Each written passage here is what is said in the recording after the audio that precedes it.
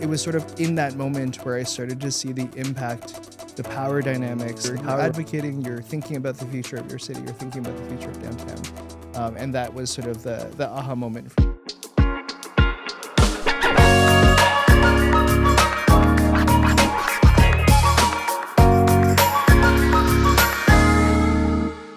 Jason, VP of Build, Strategy and Operations, City Planner, PhD candidate. I believe you just finished your PhD, right?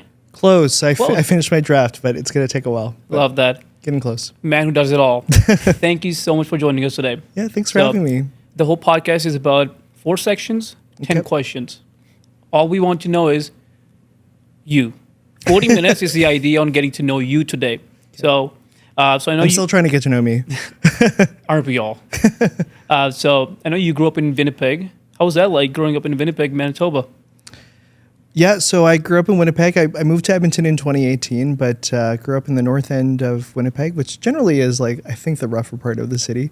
And then the north side and the south side was connected by a bridge at some point, and it connected to different neighborhoods.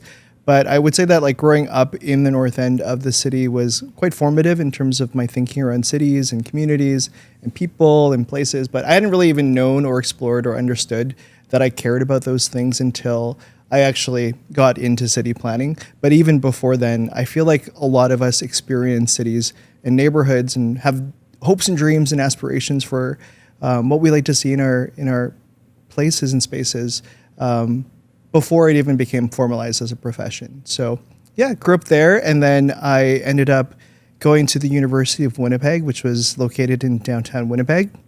It's kind of like Norquest or MacEwan, so right in the core of the city. And even at that point, I had no idea what city planning was. I went to do my undergrad in biochemistry. I thought I was going to go into med school like probably every other Asian student, Asian kid growing up.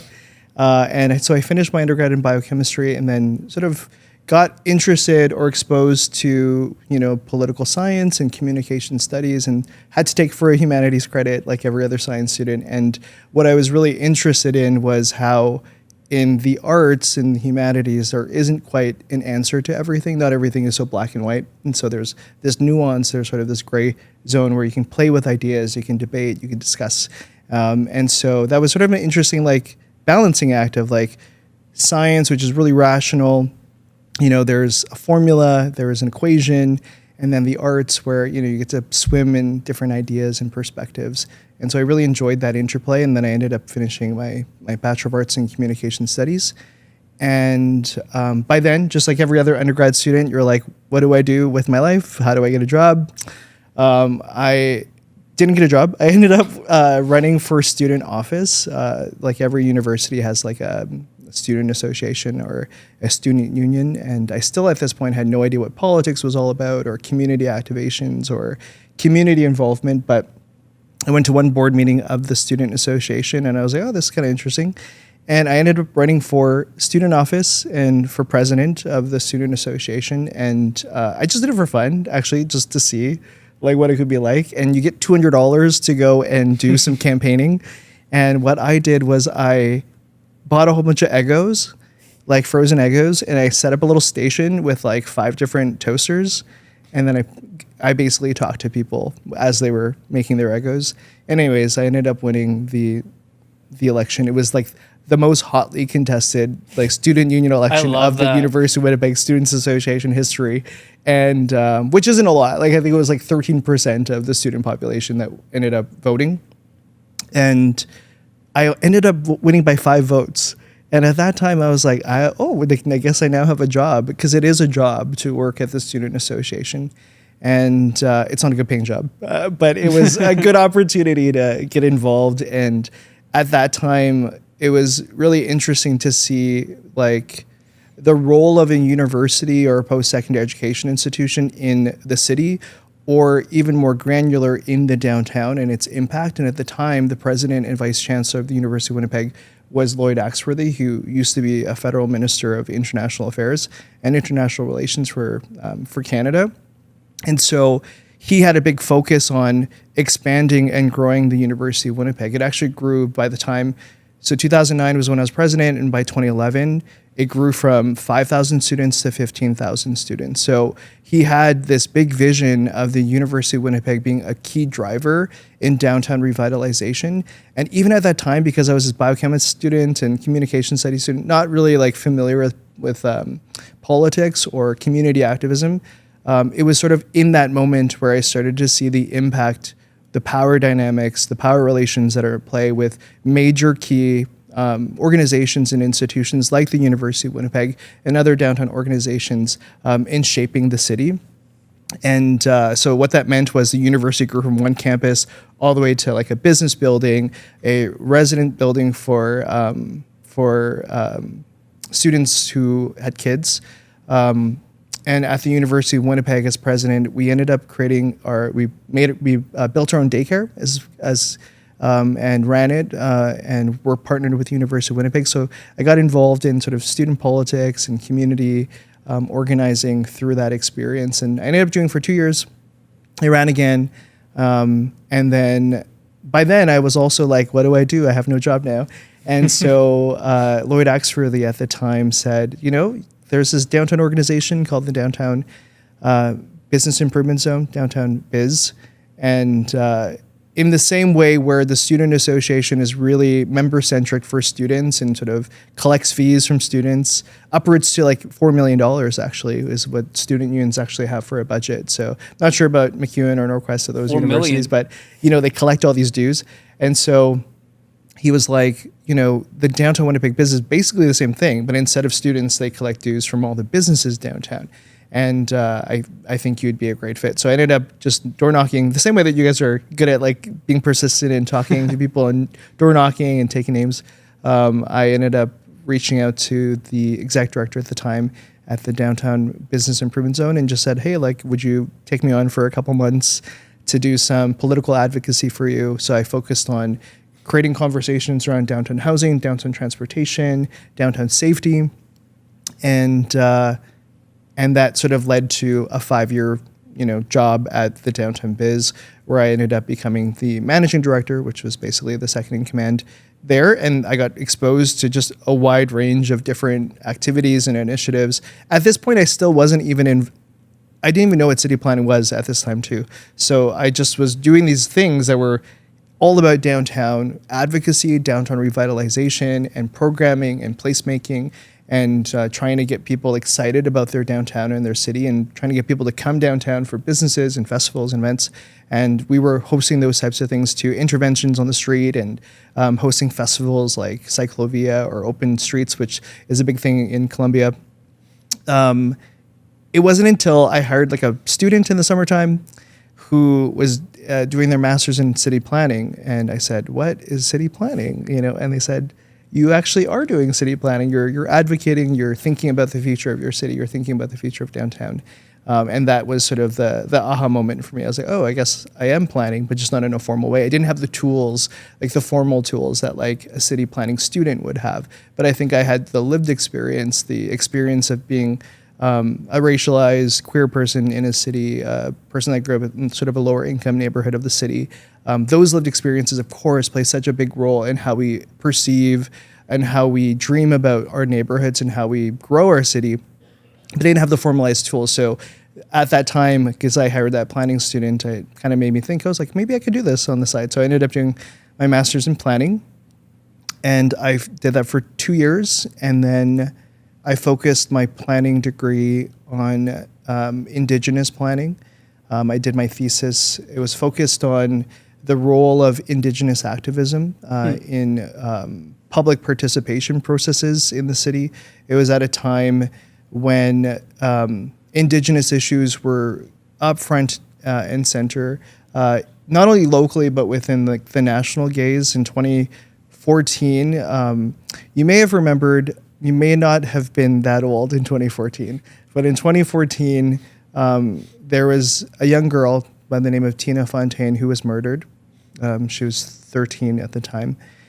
And obviously gruesome and terrible and awful for that to happen in Winnipeg. And her body was found in the Red River, there's Red and Assiniboine rivers in Winnipeg. And that sparked such a local conversation and obviously like emotional sentiment, but also a call to action nationally too, around the conversation on missing and murdered Indigenous women and girls. So I decided to focus my research on that particular topic, but around this one group called Meet Me at the Bell Tower. My friend was one of the organizers. His name is Michael Champagne, such a great young leader in the city, passionate and driven by something beyond his own individual interests, which are the things that I'm generally curious about, is like people who are trying to drive change outside of their own sort of motivations, just like the collective good. And he started to bring together every Friday on Selkirk Avenue, which comes full circle back to where I actually grew up, was the North End. I was like probably 2 blocks away from Selkirk Avenue. And that's sort of the area that is generally concentrated with like 65% of the population is generally Indigenous. And so Michael and Meet Me at the Bell Tower every Friday at 6 p.m., they would show up, come rain or come shine or come snow, and they would bring this bell in this public space. And the whole point of it was to sort of send a signal that the whole space was the whole community was being watched over, that there was a sense of a circle, a sense of kinship, a sense of community. And so, I focused my research on that particular topic. I sort of immersed myself in that. I wouldn't call them a protest group but they were in a sense, but I was trying to reclaim the word protest because people sort of often see that as a negative. But I would say that they were a highly mobilized, engaged body of young people who were trying to drive incredible change in their communities. And what I learned through my research, so that 1 year of immersive ethnographic research, was that people don't understand how this city is shaped. They don't understand the processes. They're often very convoluted. They're very confusing. It's hard to understand how to like intervene in different issues and how to make an impact. And so this group, through their organizing, was able to create so much literacy in the community about people's opportunity to make change and their opportunity to vocalize their points of view and their perspectives. And so once I finished the research, I ended up doing like the sort of gifting exercise and invited other planners in the city of Winnipeg to learn more about this group and to try to create some relationships between those two sort of sectors, activists and protesters with, bureaucrats and administrators and elected officials, and thinking about how that can actually, embody and sort of drive change. So I don't know. I just ranted there. No, this is good. I love that. You gave me so much information right now that I'm curious about different spots of it. From Eggos that got you to win the election to Eggos were the linchpin. I'm just confused. How was that? Like you put up 5 toasters and people came in, had a conversation with you on what's your policy like, what were you gonna do for us, little stuff. Yeah. And then like a bachelor's in arts and science, and then master's in planning. How did all those different forms of education form your like thinking for city planning now? Like, do you feel like going through different ideas at that point, or studying for arts than science? Because when you thought that you're going to be a doctor, and then like I'd be an awful doctor. No, you'd be an amazing one. But different study areas, right? How do you feel like those shaped your mind as a young man? Thank you for calling me young. Oh. I would say that cities are so complex and like dynamic places that encompass so many different people, communities, identities, perspectives, and points of view. And so I don't think planning is just science, and I don't think planning is just art. It's sort of a mix of all different things coming together. Kaylin, who you've just interviewed, always talks about cities as being able to cast a spell on people.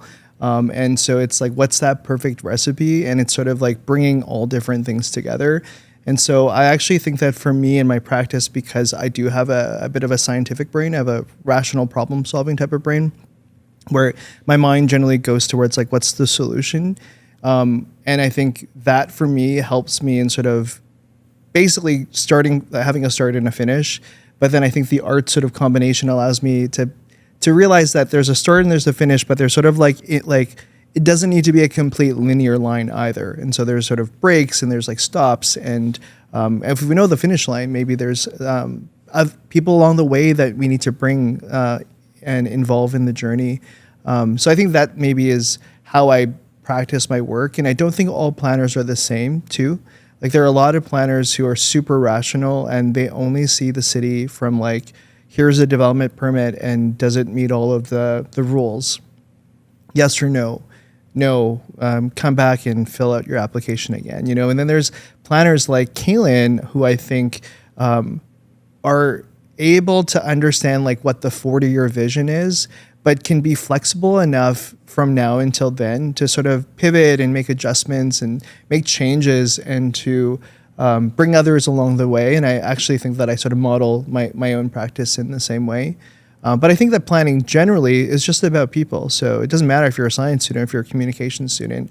And I also think planning is just all about conversation and communication. So going back to the Eggo, it's like, it wasn't about the Eggo, it was about the conversation. It was about like meeting people where they are. It's about trying to understand what people need, not only from their student association and their campus life, but from their place of living or their place of refuge or their place of play or place of work or their community and their city. A conversation and communication really, in my opinion, is what planning is all about. But people see it differently. And I think that's what makes planning and what makes cities very, very diverse and very, complicated and messy and fun and challenging and rewarding at the same time. Does that answer your question? That does. Wow. So Eggo's prompting communication. Now in Edmonton, so what do you use and like how do you prompt communication now and conversation in Edmonton? Great question. So I moved to Edmonton in 2018. And I never thought about Edmonton other than like I'd come to Edmonton in my early 20s. Long time ago, I worked at Red Bull and I had a friend who worked there, and I had a great time in my early 20s, having a fun time biking around the city, going to different pubs and stuff like that. Don't do that anymore because I'm generally really tired all the time. But in 2017, so I hadn't really thought about Edmonton, but in 2017, Kaylin actually was in Winnipeg for a conference, and she spoke for 2 minutes about the fires in Fort Mac. And she talked a lot about the collaborative spirit between cities and towns in Fort Mac and how there was a lot of like rescue crews and a lot of sort of deployment of resources to Fort Mac. And she only did a 2-minute Pechakucha. And sort of some of her takeaways were in those 2 minutes, which isn't even a lot of time, but it can be profound. It's just like the Eggos, right? You have 2 minutes for the Eggo to pop, to crisp up and to be ready to serve. You have enough time to tell a compelling story. And then in the same way, I guess Kaylin, her Eggo was like the Pechakucha, where she was talking about, the collaborative spirit between the towns and cities in Alberta, and also how the city of Edmonton was inspired to create a conversation with residents and different stakeholders. And she talked a lot about how City of Edmonton planners were using social media to articulate what was happening in the city and the projects that were being reviewed and discussed by councillors and elected officials. And I remember thinking, and I was standing beside the chief planner in Winnipeg, who was a friend of mine, and I just thought, wow, these two are so diametrically opposed. Like the chief planner in Winnipeg at the time was a little bit more like afraid to engage with community, afraid to wade into that territory because it's seen as heavily political and politicized to be so active in our conversation, versus Kaylin, who is like, no, we're diving right into the conversation. We really want to hear those perspectives. We're not afraid of dissent. We're not afraid of critiques or feedback. I found that so particularly interesting and fascinating. And I remember thinking, who's this wacky lady?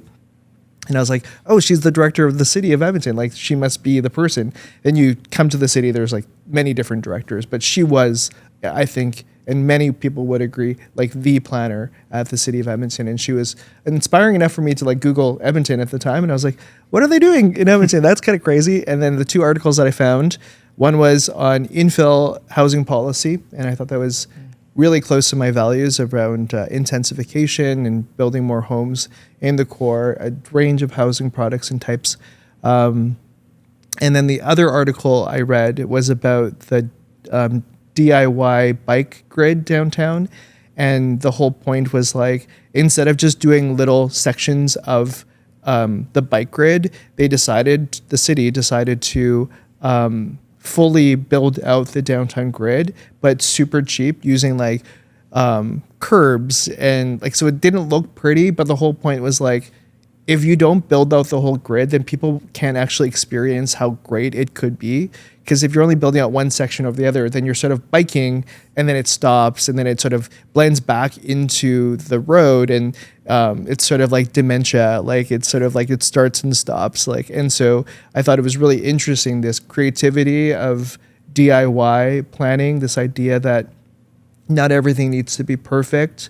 And that we can just try things. I thought that was so fascinating. And so that led me to find a job at the city of Edmonton. It was on infill. And so I got the job. And then I was like, oh, like, do I leave? Like, I was 31 at the time, 38 now, a little bit older. But I heard this girl math recently, or boy math, that if you're 38-year-old, but when you're 40, you're young. I don't know if you heard about this, but I did. we have a Gen Z person in the office, and she reminded me, she's like, you're old, but you will be young soon. So that made me feel really good. Anyways, 31, I was young. I came here and I got to work on the city of Edmonton's infill housing policy. So that was from 2018 to 2020. And that was really, that was really rewarding, because I got to like talk to so many different neighborhoods and people in neighborhoods and communities, and they all had different varying levels of passion and excitement, to those who are super fearful of the change, to those who are super excited to see new neighbors. And then also understanding that like you still need to talk to those two different groups, and there could be some shared understanding, some shared opportunities, and some shared common ground that you can locate. And I thought that was a really fun exercise. And we did that for 2 years. Got to work on like housing policy for what we call the missing middle, which is like medium density housing. So it was coined by the architect Paralek from the United States. And the whole idea is it's everything from a single detached home all the way to like a high rise. And so every city has its own definition of missing middle, because it really depends on how big the high rise is in that city. So in Edmonton, we define medium density housing, or the missing middle, as anything from like triplexes, fourplexes, fiveplexes, all the way to like an 8-story building. And so I got to work on that. And then during COVID, from 2020 to 2022, which feels like such a long time ago. But those last years were like, we were all working from home on our computers. But I got to work on the city's zoning bylaw renewal project, which, I only wanted to do because I hadn't really dived into that sort of nerdy aspect of planning, which I think a lot of nerds love to do, is like the zoning part of planning. It's kind of like the least sexy type of planning. It's like you're looking at like how tall the building should be, the setbacks, whether or not there could be an air conditioning unit on the side of a home, or like things like secondary suites and basement suites, which are really important because you can start to think about the different types of people that can live in those homes. But I just had never done that type of planning, so I decided to do that for 2 years. And then Kaylin became the CEO of UDI. And it was like November 2021. And within like the first couple months, she like reached out to me and she's like, hey, like never worked with you. And I wanted to work for her because come full circle again. She's like, I feel like you could do more if you left the city. And she's like, you'll lose your pension, you'll lose your salary, you'll lose all your extra days off. But you get to build a city building conversation and invite people in, and really fill this blank space, this white space of no one talking about cities and communities, and you get to do that with me. And so that was and then she also said that her vision was that Canada will be the home to so many new arrivals, and Edmonton will be part of the solution. And so those are again, like kind of like Eggo, but like her pitch was that, I could be part of, again, having a conversation, being able to create a compelling story about cities and communities. I'm probably not telling a compelling story right now, but like those are sort of the the things that sort of inspire me and motivate me. And so that's what took me to here today. Is I now have been working for the industry since March of 2022, and it's 2024 now, almost 2025. So it's been really fun. I like that. That was a long time ago. When you say COVID, I was going to say 2 years. No, two four. since the end. Yeah. Yep. But I want to take you back to downtown Winnipeg. Okay. So the downtown Winnipeg biz, right? Mm-hmm. So you were leading that group, and I want to talk about the sleep out, the CEO sleep out initiative you took. Tell us more about that. Sure. Yeah, so the Downtown Winnipeg Biz, or the Business Improvement Zone, is a arm's length organization of the city of Winnipeg. Sometimes I always use Winnipeg and Edmonton interchangeably, so if I say that by accident, that's just because I've lived here now for 6 years. But anyways, it receives funding through all the businesses in that area. So there's like different business improvement zones across the city. In Edmonton, they're called Business Improvement Associations. And so, I was there from 2011 all the way till 2016. And, when you think about your downtown, it is like the best downtowns. And I'd love to hear your thoughts about your favorite downtowns, your favorite cities you've been to. But like, they're often a bit gritty. Like, there's really cool pubs, great restaurants, and they have great public spaces. And they are like the convening spot. It's the place where everybody comes, right? There's students, there's office workers, there's residents, there's restaurateurs, there are entrepreneurs, there's creatives. Like, it literally is the hotspot for so many different types of people, and probably more so in different cities. And Canadian cities are really trying to make their downtowns the place to be, because if you think about it, like, it is literally 1% of the land mass of the entire city, but it generates, up to 10 to 20% of the city's tax revenue. So there's an economic case for making your downtown a great place, but there's a social case of making your downtown a place where everyone can feel a sense of belonging, everyone can feel a sense of inclusion, and that there's also dignified places for people to live. And living is sort of like a contentious topic, right? Because people have different notions of like what living looks like, and that's important to highlight. But when I was at the Business Improvement Zone,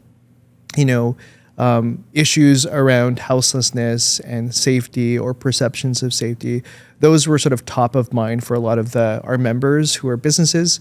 And we thought that sort of an interesting way to compel orders of government to think about advocacy around housing would be to do a bit of a public relations campaign where we mobilize all of our members or business owners to participate in an evening on the corner of like sort of the busiest intersection of downtown Winnipeg. So that's like visible and everyone can see.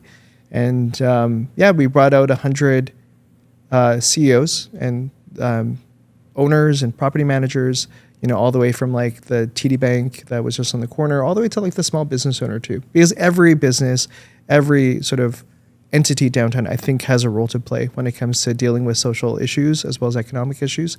And so we got them to come out, and sort of their participation, not unlike like any other type of initiative or PR campaign like that, was to raise some money, raise some funds to be able to participate in that night.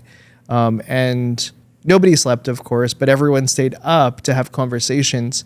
And the first year was really fascinating because we were protested by so many different social agencies and sort of activists who sort of were saying that this seemed like a very disingenuous, very calculated public relations stunt, right? Like, how dare you just sleep out for one night when everybody, like, this is a condition that everybody feels and experiences, right? So totally fair sentiment and totally fair critique. And we were totally open to it. So like, it ended up being such an interesting night where we had this microphone, and then we just enabled everyone to sort of have a conversation. And it was messy, it was loud, it was a bit chaotic at times, but everybody that was there was so interested in hearing and amplifying those perspectives and voices that it ended up becoming an interesting like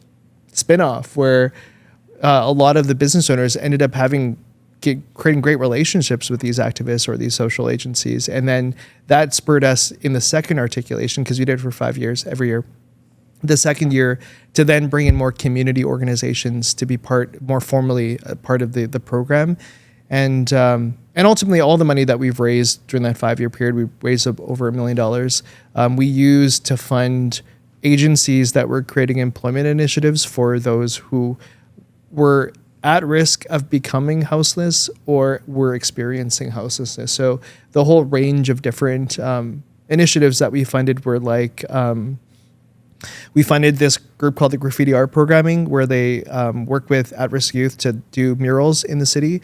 But with the funding, we were able to create like a little pop-up in the downtown mall, where then they were able to do all these workshops with different folks who were experiencing houselessness downtown, all the way to creating jobs with like the local shelter, where they were like more cleanliness initiatives. So those who were at these shelters who wanted to or felt able to work could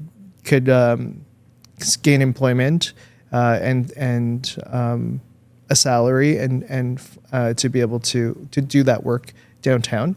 And so there was sort of a double benefit of, cleanliness initiatives downtown, but also empowering through employment and volunteerism. And so we did that for 5 years. And but I think what was most important through the whole 5-year initiative was because we were so open to critique and feedback and letting others sort of be part of the night. And it wasn't just the night too, because, throughout the year, we were continuing to do advocacy and talk about what we learned and who we mobilized. And all those people that were participants, they became like our influencers throughout the year. Like, we were able to go to the RBC president, who at the time was Rob Johnson for the Prairies, and say, can you be our champion for downtown businesses? And can you knock on the doors of orders of government and say, this is an issue we need to address? And that actually catalyzed a public-private task force that included our participants of the CEO Sleep Out, as well as community organizations like United Way. And there was sort of a task force created between the two, and then they ended up creating a 10-year plan to end homelessness. So that plan would not have been conceived if it wasn't for sort of the CEO Sleep Out. And through time, that task force and that plan then gave sort of birth to this End Homelessness Winnipeg organization. So I think what it taught me was that change is incremental, change is hard. People are going to have really intense feelings and points of view, and you need to be ready for that and be open to hearing those different points of view. Fair enough. Wow. So change is incremental, change is hard. What do you think about this whole kind of instant cash, make money quickly kind of era that we are moving to? Instant cash, make more money. Can you tell me more about that? Yeah, like with Bitcoin, it's all about making money as fast as you can. A lot of startup and entrepreneurship online on YouTube is all about making how can you make cash faster than before. But a lot of times, even in investment, even in advocacy, change and improvement is incremental. I don't know. I'm just like, I am not making cash fast or making money quickly. I think that the people that are generally in the work that we do, like Kaylin and I, and not-for-profit and non-profit organizations, I think we're, again, motivated by something different. But I guess our members are, those who are for-profit organizations like developers and builders and whatnot. And so, I don't know. What are your thoughts on that? I'd love to hear your thoughts first. You tell me. In marketing is so close to tech and the startup scene and the whole tech scene. And now with AI coming in as well, it's all about how do we make everything as fast as possible. And the kind of the overarching theme is speed over the work, over the tech, over the tools that we use. And so there's kind of this overall pressure and approach to okay, how do we approach this solution faster than before? Faster. Every time we try to just approach it a little bit faster. So that's kind of in our heads throughout the whole marketing industry. So it was interesting that when I look at investment, when I chat with some of my friends who are in finance and they talk about the long time horizons, it's in marketing that doesn't happen as often. So we're always thinking quarters and quarters ahead instead of years, decades ahead. And I think that's a lot with city planning as well. It's you can't really think quarters ahead, because with city and development, things don't happen in quarters, it happens in years. Yeah, I mean that those you raise some really good points. So like I think that our industry, like the development industry and city planning, should benefit from some level of automation and efficiency. And I don't think it is in service of trying to remove planners from the equation. I think it's like we should be on the cutting edge. So I would agree with that. Like we should be thinking about opportunities for growth and innovation. And the city, of course, is doing things like automating development permits and using AI to sort of understand sentiments from like thousands of like public engagement data. So like, yeah, there's sort of like a huge opportunity with AI and tech to be able to improve the way we do things. But I do think that there's still a slowness of our practice in city planning that's so important, which is all about relationships. And relationships can't be sped up through AI and through ChatGPT. Like, ChatGPT. and I can tell when people use ChatGPT and I hate it, and I'm trying to really like refuse to like to use it. But even then I like have these moments I'm like, oh, like am I the person that's like clinging on to like the past? Like am I now the person that like is not embracing tech, right? Like because I feel like when I was a terrible manager in my early 20s, I was always like, oh, like how come they won't just get on the, on board with this new process and this new tool? And here I am now. I'm like, oh, I don't want to use that tool because like I sort of like enjoy, let's say in planning, when you talk to 50 people and they're like 3 hours each, that's like, thousands of transcripts of data, qualitative data. And there's something DIY now, I guess, or artisanal about like going through the content and trying to make sense of it on your own and trying to understand it. And then I hear from other planners who are like, entrepreneurs and they have their own businesses, right? They need to find ways to speed up their work so that they can make a profit in their work, because there are private sector planners, there's public sector planners. And so they're like, you're just like behind, like you're a dinosaur now. Like it's so easy. You just put all the transcripts in there and they tell you what the 5 main themes are. So I think it's contextual and like really depends, I guess. But like, I don't know. I think maybe I'm becoming a dinosaur Luddite, but I enjoy the process of going through information and trying to understand. And maybe that makes me somewhat behind. But maybe I think that there's something nice about the relationship aspect where when you are able to go through the information, you can then go back to the people that you talk to and you could say, here are the things that I heard from you, and this is how it all connects together. It takes a little bit more time, but maybe it's worth it. I don't know. I think it's sort of a balancing act, and I don't want to be seen as somebody that's like anti like opportunities for innovation, but there's something slow and worthwhile about taking your time to build a relationship with another person, because cities are all about humanity and experiences and lived experiences. And I just don't think that you can speed up those types of stories and those ideas. But it's a balancing act. You're definitely Does that answer your question? Then. Yeah, it Okay. does. You're definitely in the right place then, because Edmonton is big on relationships. Mm-hmm. ChatGPT.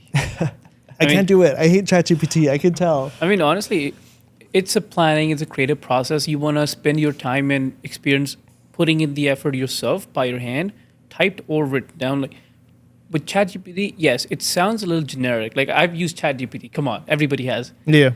I mean, I have a friend of mine. He's a software engineer for an oil and gas company, something, and he said he won't have his job. You know who you are. You know who you are.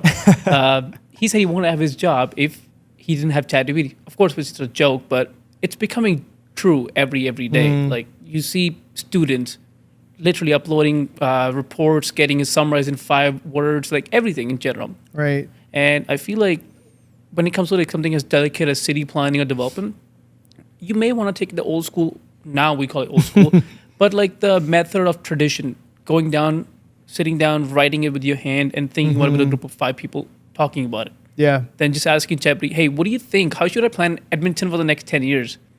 It's Totally. way better to actually put in the effort. Yep.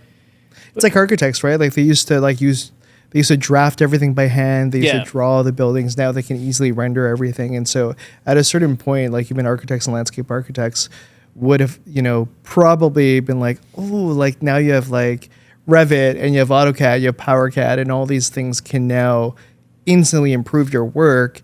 but it takes away that craftsmanship from the process and from the practice. And I think it's a balancing act, and I don't know what the answer is, unfortunately. I think there's a little sliver of opportunity though with ChatGPT. I find I love this. sometimes it does give you the opportunity to punch above your weight. Right. It gives you opportunity to kind of come up with ideas that two people could come up with this in the same amount of time. Mm-hmm. Right? Really kind of to push what you're working on a little bit further than maybe it was before. I don't think you're wrong. I don't think that there's an easy answer. Yeah. But I know that ChatGPT could not replace this conversation. True. But it could transcribe this conversation. Pretty And that damn good, actually. could be useful in some other way. So I don't know. I think it's like a mix of different tools, and I don't think there's always ever one answer. And I think that's what makes cities so Yeah. interesting, is that everybody has a different point of view, different perspective, different answer, and you have different tools that you could use. So yeah, I don't want this to be an anti-chat GPT. No. But This is the point. We're pro there is some ChatGPT. opportunity. Yeah. So anyways, Well, I would love to spend hours picking your brain, but Likewise. honestly, I know you have stuff to do. And my one last question is, for let's say the future generation, I want you to tell me a little bit about what would they benefit from city planning, or why is city planning a career they should think about, or maybe it's opportunity that nobody's heard about before, that it's not a science, a doctor, or something very common. It's something that's unique. So what's your advice for the next generation? yeah, I mean, like, I think cities are all about people, and people know their communities, their places and spaces better than planners generally. And I do have a complicated sort of relationship with planning too, because I also think that some planners think that they know all of the answers too about how cities should be shaped and formed. And so I think we need to challenge the practice of planning as well. You know, a lot of our cities don't look great. And a lot of that has to do with that we've had planners who thought they had this hubris of how the cities should be formed. You type in planning 1960s, and you're gonna find a lot of photos of old men pointing at maps saying, these are all the buildings that need to go and all the places. And we're going to add a freeway here, and we're going to add a high rise here, and we're going to displace all these people here. And so planning has not always been the answer either. It's actually been the problem. It's actually led to the exclusion and discrimination of many different communities from feeling full participation in their cities. And so I am often inspired by younger people and their thinking around how they experience place, especially those who have intersectional identity factors, those who are racialized and queer and trans and non-binary folks, as well as those who are differently abled. And they have just a different point of view on how cities should be formed, and everyone does. And so I would encourage, and I'm always encouraged by younger people in their disruptiveness about how communities could be shaped. And I would be inspired to see how they inform the practice of planning moving forward, and hopefully changing the practice of planning so that it isn't just, we're going to put, all these projects here and these places here, but it's like, have you thought about it this way? Or have you considered this group? And who are we designing for? Who have we excluded? And I think that spirit, those types of questions, are the questions that are coming from younger people, not those who are sort of dinosaurs like me, unfortunately. Honestly, that's a very good answer. Thank you. I mean, except the dinosaur part, you're pretty young. I feel like these students or young professionals that are now coming into the position to make change, I feel like with that advice that you said, that everybody has their own perspective on how cities should be built, but if nobody's going to actually try and do it, get in the position to do it, it's never going to happen. So I feel like, I hope with your answer that the people that are listening, or they hear about it, they're like, maybe this is for me. Yeah. Maybe I can make that change. And people who are inspired about how cities are actually going to be experienced by those who come after them. So I think that more and more, they're like, even me, it's like thinking about the next generation, because they're the ones who are actually going to be inhabiting this space. When you think about planning, it's like we're planning 40-year plans into the future. I'm probably not going to see the fruits of that plan in 40 years. I hope to still be alive. But, and so hopefully the next generation's also thinking the same way. Like, how do their nieces and nephews and their friends and family, and the people that they create a family with end up experiencing and enjoying cities and communities moving forward. Fantastic. Well, Jason, thank you so much for joining us today. Thanks for having me. I appreciate guys. it. I hope everybody listened and learned something from you. Thank you again. This was great. Thank you. Thanks, guys. All right.